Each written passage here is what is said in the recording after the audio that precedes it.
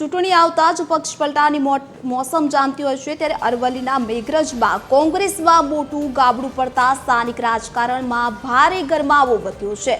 ઝરડાના પૂર્વ સરપંચ કનુભાઈ સહિત 50થી વધુ કાર્યકર્તાઓ ભાજપમાં જોડાયા તો મંત્રી પીસી બરંડા અને જિલ્લા અધ્યક્ષ ભીખાજી ઠાકોરની હાજરીમાં તેઓ ભાજપમાં જોડાયા। ભાજપમાં જોડાતા કાર્યકર્તાઓમાં ઉત્સાહનો માહોલ પણ છવાયો છે। એક સાથે 5 ઉમેદવારો ફોર્મ ભરશે।